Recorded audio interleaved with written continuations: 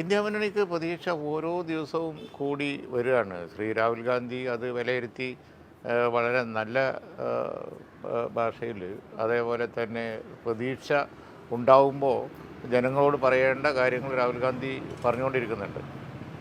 India മുന്നണി ജയിച്ചാൽ എന്ത് ചെയ്യും സാധാരണക്കാർക്ക് വേണ്ടി എന്നാണ് അദ്ദേഹം കൂടുതൽ പറയുന്നത്. അപ്പോൾ വിലയിരുത്തുന്ന ആർക്കും മനസ്സിലാവും ഒരു ഔട്ട് ഗോയിങ് മുന്നണി അല്ലെങ്കിൽ ഔട്ട് ഗോയിങ് പാർട്ടി പറയുന്നതാണ് BJP ഇപ്പോൾ പറഞ്ഞുകൊണ്ടിരിക്കുന്നത്.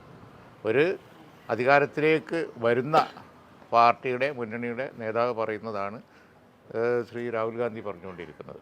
പിന്നെ നമ്മൾ അനലൈസ് ചെയ്ത് നോക്കിയാൽ തന്നെ കാണാൻ കഴിയും. ഇപ്പോൾ കഴിഞ്ഞ തെരഞ്ഞെടുപ്പുകൾ സൗത്ത് ഇന്ത്യയിൽ ഓരോ സംസ്ഥാനം എടുത്ത് നോക്കുകയാണെങ്കിലും BJPക്ക് കാര്യമായിട്ടൊന്നും കിട്ടാനില്ല. പിന്നെ കിട്ടേണ്ട സംസ്ഥാനങ്ങളിൽ അവർ വലിയ തോതിൽ ഉയർത്തിക്കൊണ്ടുവന്ന പൊളിറ്റിക്കൽ ഇഷ്യൂ പലതും ഇപ്പോൾ അവരെ സംബന്ധിച്ചിടത്തോളം ഒരു നോൺ ഇഷ്യൂ ആയി മാറി.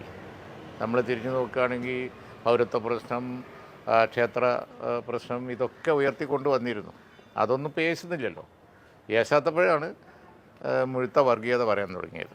ഓണത്തിൻ്റെ ഇടയിൽ പൊട്ടുക ഇതല്ല ഇത് അതിപ്പോൾ പറയേണ്ട കാര്യമല്ലല്ലോ. ഇത് വല്ലത് നമുക്കിവിടെ തീരുമാനിക്കാവുന്ന. ഇപ്പോൾ നമ്മൾ ഇന്ത്യയിൽ ഒരു തെരഞ്ഞെടുപ്പ് നടക്കുകയാണ്.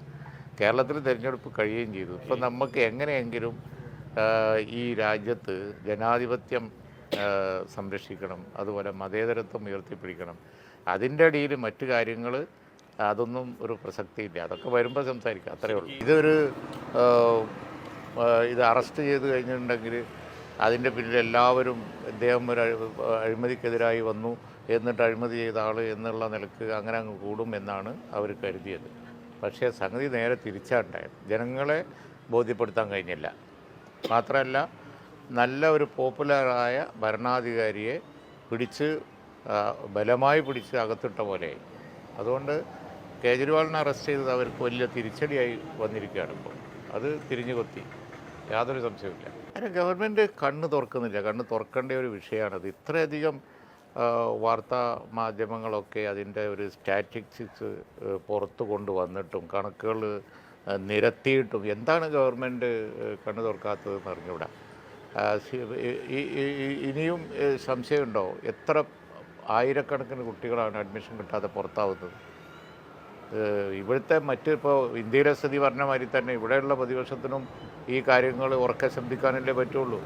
ഞങ്ങളൊക്കെ അസംബ്ലിയിലും പുറത്തുമൊക്കെ വളരെ ഗൗരവത്തിൽ ഈ കാര്യത്തെക്കുറിച്ച് പറഞ്ഞതാണ്. പക്ഷേ ഗവൺമെൻറ് ഒരിക്കലും അനങ്ങുന്നില്ല. ഈ തവണ എങ്കിലും കേരള ഗവൺമെൻറ് ഈ കാര്യത്തിന് ഒരു സൊല്യൂഷൻ ഉണ്ടാക്കണം. അധിക ബാച്ചുകളോ ഗവൺമെൻറ് എയ്ഡഡ് അതുപോലെ തന്നെ ഒക്കെയുള്ള സ്ഥാപനങ്ങൾ പുതുതായിട്ട് ഇല്ലാത്ത ഏരിയയിൽ അനുവദിക്കും. എന്താ വേണ്ടതെന്ന് വെച്ചാൽ ചെയ്യണം.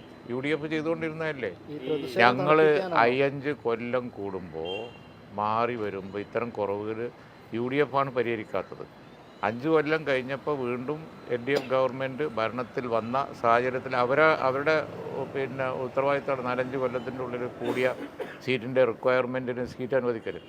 അവരനുവദിക്കാത്തത് സാമ്പത്തിക പ്രതിസന്ധി കൊണ്ടാണെന്നാണ് പറയുന്നത്. സാമ്പത്തിക പ്രതിസന്ധി കൊണ്ട് മുടങ്ങാൻ പാടില്ലാത്ത ചില കാര്യങ്ങളുണ്ടല്ലോ. ആശുപത്രിയിൽ മരുന്ന് വാങ്ങുക, പഠിക്കുന്ന കുട്ടികൾക്ക് അതിനു വേണ്ട സൗകര്യം ചെയ്തു, ഇതൊക്കെ മുടങ്ങാൻ പാടുണ്ടോ? അത് മറ്റെന്തെങ്കിലും മാറ്റി വെച്ചിട്ടാണെങ്കിലും ശരി നിർവഹിച്ച് കൊടുക്കേണ്ട കാര്യമല്ലേ. ഞങ്ങളൊക്കെ ഭരണത്തിലിരിക്കുന്ന സമയത്ത് ഞങ്ങൾ പ്രയോറിറ്റി കൊടുത്തിരുന്നത് അങ്ങനെയാണ്. നിങ്ങൾക്കൊരു ബോധ്യം ഉണ്ടാവില്ലേ? കണക്കൊന്നും എടുത്ത് നോക്കിയാൽ മതി. ഞാനതിന് മറുപടി പറയേണ്ട കാര്യമില്ല.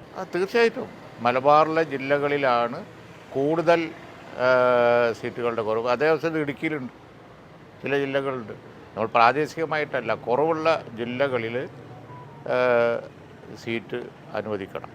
ഇത് തർക്കിക്കേണ്ട വിഷയമല്ലല്ലോ. കാരണം എന്താണെന്ന് വെച്ച് കഴിഞ്ഞാൽ ഇത്ര സീറ്റ് കുറവുണ്ട്, പിന്നെ ആ കുറവുള്ള സീറ്റൊക്കെ എടുത്ത് വെച്ചിട്ട് കുറേ അൺഎയ്ഡഡും അതുപോലെ തന്നെ കുറേ ഡിപ്ലോമയും അവിടെയും ഇവിടെയും കുട്ടികൾ പഠിക്കാൻ പാരലൽ കോളേജും ഇതൊക്കെ കൂടി എടുത്ത് വെച്ച് കണക്ക് നിരത്തിയിട്ട് എന്താ കാര്യം? കണക്ക് കൊണ്ട് ആളെ പറ്റിക്കാൻ പറ്റാത്ത വിധം എല്ലാവർക്കും ബോധ്യമുണ്ട്. കാരണം ഗവൺമെൻറ് അഡീഷണലായിട്ട് ബാച്ചുകളും അതുപോലെ തന്നെ വിദ്യാലയങ്ങളൊന്നും കൊടുക്കാത്തതാണ് പ്രശ്നം എന്നുള്ളത്.